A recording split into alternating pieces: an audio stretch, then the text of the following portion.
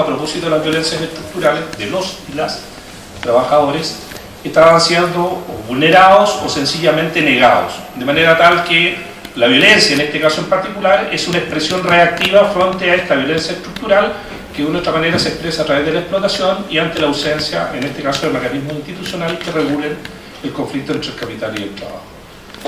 Y uno tendría a suponer que a partir del siglo XX o a lo largo del siglo XX este tipo de expresiones o manifestaciones de violencia estructural desaparecieron, porque se creó una legislación social, la legislación de 1924, se creó un Código del Trabajo, el Código del Trabajo de 1931, y los derechos de los trabajadores, por lo tanto, fueron relevados, y en consecuencia habría desaparecido la conflictividad que acompaña esa situación.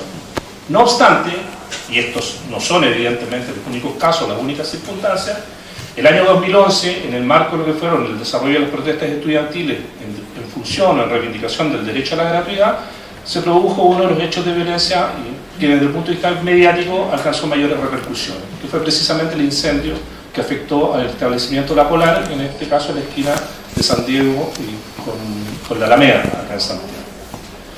Y uno tendría que preguntarse, bueno, ¿qué es lo que estaba en juego en esas circunstancias? En fuego y en juego, en definitiva, es un juego de palabras. La Polar había sido hasta hace poco tiempo atrás objeto de un duro cuestionamiento en términos de análisis periodístico primero y de opinión pública después, a consecuencia de la expoliación a la cual tenían sujetos a sus consumidores. Es decir, las tasas de interés que gravaban, en este caso los créditos que los otorgaban a sus consumidores, estaban evidentemente por fuera, incluso por encima de lo que establecía la legislación. En consecuencia, una parte de la ira, de la rabia acumulada en el marco de la protesta social que se desarrolló ese día, que además fue prohibida, muchos de ustedes probablemente estaban muy chicos, muy chicas en el momento en que se desarrolló la protesta de esa fecha, del año 2011, pero esa fue una de las pocas protestas que no fue permitida, es decir, que no se autorizó la marcha por el centro, en este caso de la ciudad. Y eso generó, a su vez, un estado de ánimo particular dentro de los manifestantes que derivó, entre otras cosas, en colocar este lugar como un sitio hacia el cual dirigir, orientar la dureza, en este caso, de la rebelión. Ahora, ¿cómo es posible establecer algunos criterios básicos que nos permitan definir el fenómeno de la violencia? A mi juicio, una primera cuestión tiene que ver con que la violencia es un fenómeno cultural, es decir, es parte de los procesos de interrelación que los sujetos establecen al interior de la sociedad y evidentemente de los sujetos con las estructuras, y en este caso en particular con las estructuras de la dominación. Si ustedes vieron la película de Stanley Kubrick, Odisea del Espacio, probablemente recuerdan una de las escenas más emblemáticas, que es cuando precisamente el sujeto en fase de hominización coge un objeto, que es un hueso, y lo arroja al aire. Y luego lo vuelve a recoger, y lo que no muestra claramente la película es que el acto inmediatamente posterior es golpear al contrario. ¿Sí? La violencia es un componente que está fuertemente arraigado en las prácticas sociales, en las prácticas culturales de la sociedad, desde el proceso de hominización en adelante, y se ve exacerbada o se ve agudizada precisamente por el surgimiento de la constitución de estructuras de dominación y particularmente en este caso dominación de clase, de género, de etnia, de raza, etc. En la imagen, a su vez, ustedes pueden observar cómo se producen los procesos de socialización en el marco de la incorporación de la violencia como un fenómeno, como un instrumento propio de la cultura. Si ustedes observan, están más atrás, probablemente no lo van a distinguir, esto pertenece al Atlas de Gay del año 1844, al centro de la imagen hay una riña, es decir, un acto a través del cual los sujetos intentan dirimir un conflicto de naturaleza interpersonal. La naturaleza del conflicto la desconocemos, Gay no se extiende en explicaciones al respecto, sino que solamente lo grafica. Pero en el entorno del fenómeno violento y en el entorno directo, si ustedes observan, hay niños. Bueno, también hay perros, que los perros normalmente acompañan todo este tipo de fenómenos a lo largo de la historia. Y los niños, en este caso en particular, están observando muy atentamente la conducta de los adultos. La reproducción, en ese sentido de la violencia como un fenómeno cultural, es un fenómeno normalmente por observación, por aprendizaje, por internalización. De manera que no es extraño, en definitiva, que de una u otra manera los fenómenos violentos vayan teniendo un alcance y una incidencia y por lo tanto una densidad desde el punto de vista de las construcciones culturales particularmente significativa. Estos fenómenos son los que de una u otra manera ha tratado de abordar de manera más sistemática la historiografía en este último tiempo, aunque no obstante muchos de ellos siguen siendo bastante desconocidos. No obstante ello, otras ciencias sociales sí lo han abordado mucho más rigurosamente y a lo largo del tiempo.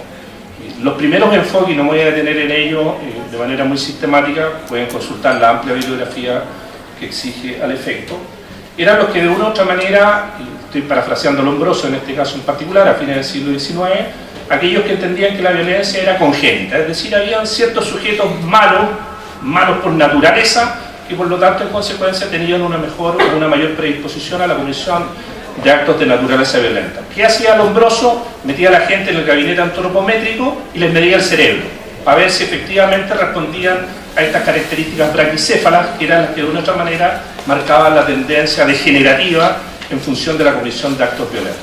Uno podría decir, pero esta cosa no tiene nada científico, efectivamente, pero no obstante, la Policía de Investigaciones de Chile, a lo menos hasta la década de 1980, seguía utilizando el gabinete antropométrico como una forma a partir de la cual se observaba las conductas criminales. Es decir, estando en desuso en la mayoría de los países del mundo, en Chile seguía siendo un recurso de naturaleza, comillas, científica, para observar o analizar los fenómenos violentos. La que ha estado más de moda, y Chile no ha sido la excepción, y los medios de comunicación de una u otra manera se encargaron, sobre todo en la década de los 80, los 90 y los 2000, de exteriorizarlo de esa manera, es el enfoque de la anomia que estableció también Emil Durkheim a fines del siglo XIX. Es decir, hay sujetos que se colocan en los bordes del sistema, que no logran desarrollar, por problemas educativos, laborales o sociales, mecanismos de inserción eficiente, por lo tanto, desarrollan conductas anómicas, es decir, conductas que de una u otra manera rompen con el funcionamiento regular del sistema. El tercer enfoque es un enfoque que se pone de moda en los años 60, en los años 70, desde la psicología en particular, tiene que ver con las sociedades más avanzadas, con las sociedades capitalistas en proceso de movilidad social ascendente, es decir, cuando la clase obrera, estoy pensando en Europa Occidental, en Estados Unidos, que pierde el ímpetu revolucionario que la caracterizó hasta la década de los 30 en particular, y se integra dentro del sistema político y social de sus respectivos estados, sus hijos van a la universidad. Por lo tanto, se inicia este proceso de movilidad o integración social de carácter ascendente y en consecuencia se experimenta un mejoramiento relativo de las condiciones materiales de vida de estos grupos de la población.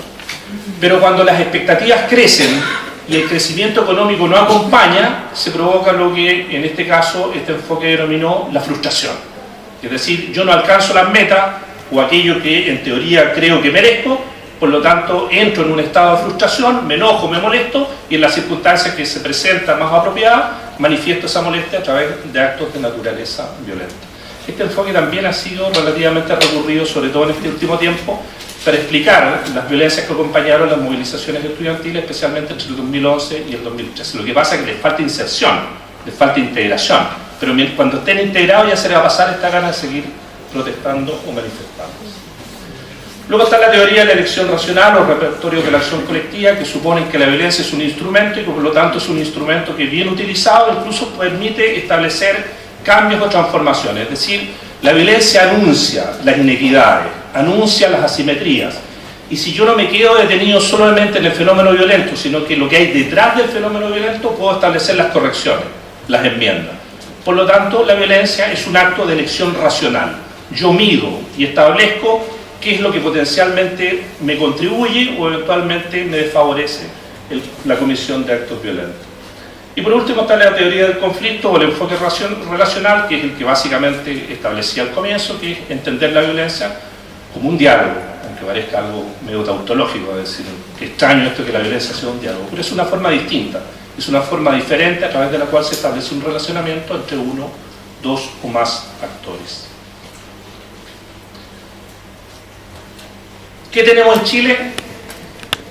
A diferencia de otros países de América Latina, no es un país que necesariamente esté desbordado por la violencia, más allá de lo que los medios de comunicación nos intentan hacer ver día a día. Aquí no hemos tenido históricamente grandes fenómenos de insurgencia armada, al estilo del modelo colombiano o del modelo centroamericano en la década de los 60, los 70 o los 80. El fenómeno guerrillero en Chile no fue un fenómeno extendido, y ni siquiera fue un fenómeno exitoso. Por lo tanto, no es esa la tradición en el ejercicio de la violencia política. Y nuestras bandas de narcotraficantes contemporáneas no tienen ni siquiera el poder de fuego que tienen las bandas de narcotraficantes en México o en Brasil. Solamente por relatar dos situaciones de hace no más de 5 años en cada uno de estos países, ellos han utilizado misiles tierra-aire para derribar helicópteros de la policía. El último, pocos meses antes de la realización del Mundial de Fútbol en Brasil, por ejemplo. Es decir, esa capacidad de organización paramilitar de la violencia por parte de las bandas de narcotraficantes en Chile prácticamente no existe. Con esto no estoy tratando de minimizar el fenómeno, pero tampoco podemos establecer comparaciones. No existen fenómenos como las maras centroamericanas, a propósito de la desmovilización de los guerrilleros de los años 70 y 80. No se dio un fenómeno de similares características. Por lo tanto, las dinámicas o la construcción histórica de la violencia en Chile tiene rasgos o características que son distintas, que son diferentes. La violencia en Chile es una violencia más bien episódica, como dicen ciertos cientistas sociales, es volcánica o eruptiva, se presenta en determinadas coyunturas y explosa, como diría Gabriel Salazar, en un reventón social y político, donde las masas, de una u otra manera, exteriorizan su molestia, su ira, su descontento con las situaciones o los contextos de dominación. Es en general más bien una violencia espontánea, es decir, no tiene que ver con una organización, con una planificación, con una direccionalidad que persiga alcanzar a través de la misma un objetivo de naturaleza política. En general es una expresión o manifestación de ira o de molestia popular. Y es además una violencia de baja intensidad.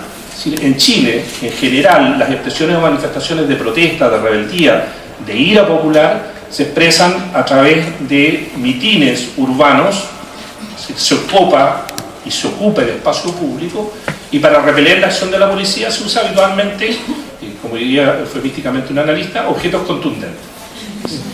Piedras, adoquines, con lo que se pilla a mano, ni siquiera se va preparado al efecto. Y en general lo que uno observa son cargas de masas contra la policía que una vez que agotan rápidamente los recursos se repliegan, se desordenan y en definitiva son neutralizadas por los sistemas policiales o por los protocolos policiales de lucha contra disturbios urbanos. Reitero, es episódica, es espontánea y es en general de baja intensidad.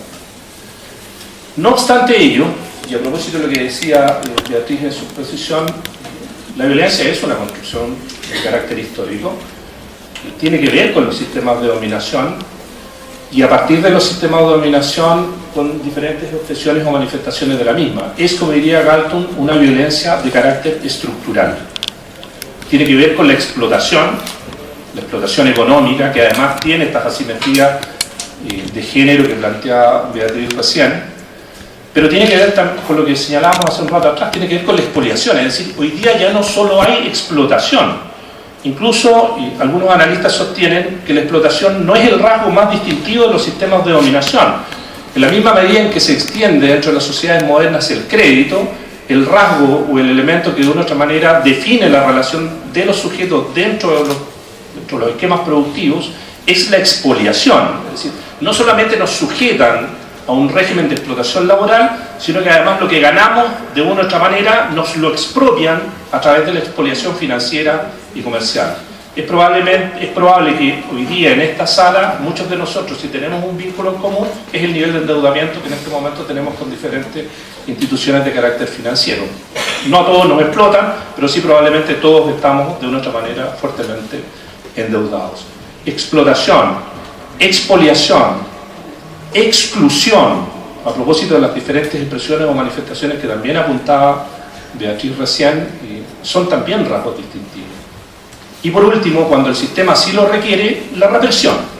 La represión puede ser un registro que de una u otra manera parece subsumido cuando de una u otra manera los sectores populares no se rebelan o no expresan o manifiestan su descontento, pero cada vez que el sistema se sienta amenazado o que considere que eventualmente una amenaza se expresa o se desliza dentro de los márgenes del mismo, la represión va a ser un recurso o un requerimiento al cual se va a recurrir sin ningún tipo de problema. La historia de nuestro país es manifiesta en ese sentido. Desde la matanza de la escuela Santa María de Iquique en 1907 hasta los acontecimientos que jalonaron el golpe de Estado de 1973 y la posterior represión e institucionalidad que afectó al país. Y quiero por último referirme muy brevemente, volviendo al tema de la violencia estructural y al tema que de una u otra manera centró la exposición de Beatriz, al tema de la violencia patriarcal. Y no hay grandes discrepancias en relación con la reflexión general que ella plantea, sino que solamente manifestar algunos matices que de una u otra manera pretenden extender la explicación más allá.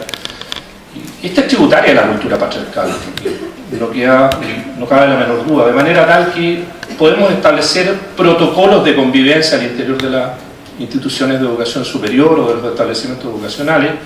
Podemos modificar la legislación nacional que hoy día no reconoce el acoso, por ejemplo, al interior de las aulas universitarias, lo reconoce solamente en el ámbito laboral, como probablemente todos ustedes lo saben. Pero ello, no obstante, no necesariamente supone un cambio automático dentro de la sociedad. Es decir, el que cambie la norma, el que cambie los protocolos, el que cambie los recursos administrativos, no necesariamente va a suponer un cambio importante desde el punto de vista de la base cultural sobre la cual se ha venido construyendo la cultura patriarcal, que es probablemente uno de los recursos más densos, más sólidos y por lo tanto más difíciles de desmontar en términos históricos. Es decir, precede a la cultura cristiana, es parte de la tradición judeo-cristiana, por lo tanto tiene prácticamente 3.000, 4.000 años de existencia, 3.000, 4.000 años de reproducción. Desmontar la cultura patriarcal va a ser un proceso tremendamente largo, que incluso más, cuando se producen los procesos de modernización educativa, década de los 60, los 70, probablemente Beatriz también se formó con el silabario hispanoamericano, que fue con el que yo aprendí a pegar letras, tenía cosas tan célebres como papá fuma pipa, mamá lava loza. Es decir, ni siquiera los educadores que pensaban las grandes transformaciones sociales y culturales en la década de los 60 o los 70 se cuestionaban las formas de naturalización que la cultura patriarcal había venido instalando como formas de aprendizaje, porque recuerden que el lenguaje es una forma simbólica de representación de los aprendizajes que nosotros desarrollamos. En ese sentido, la cultura patriarcal, ¿qué es lo que establece? Establece jerarquías. La patria potestad, que es un recurso de la institucionalidad política, establece una jerarquía, un orden dentro de la sociedad, que de una u otra manera releva la primacía del varón. Por eso que dentro de la normativa se le reconocía al varón el derecho de corrección, que era el eufemismo que garantizaba el ejercicio de la violencia al interior de las relaciones de pareja.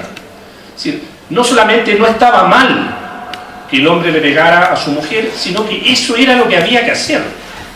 De hecho, recuerden que en Chile se despenalizó el adulterio en 1998 y las penas de adulterio suponían multa para el varón adúltero y prisión para la mujer, porque eran asimétricas.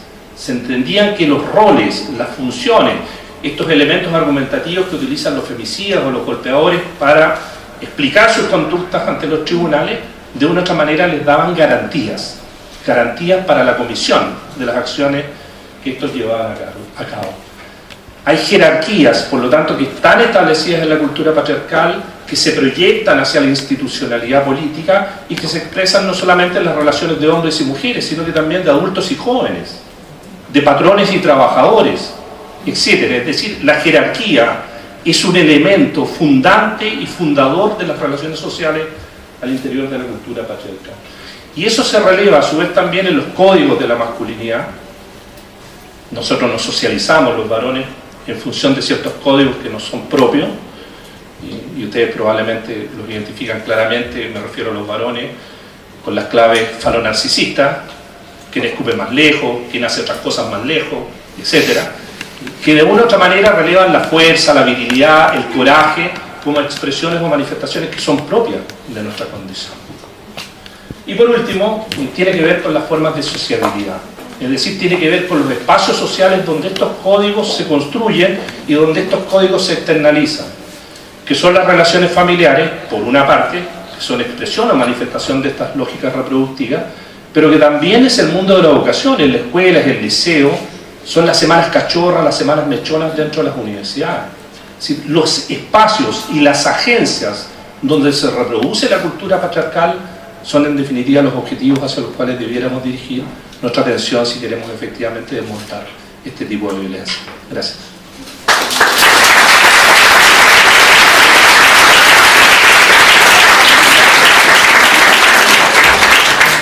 Vamos a hacer un mínimo alto porque Beatriz se tiene que retirar y le quería dar un regalo.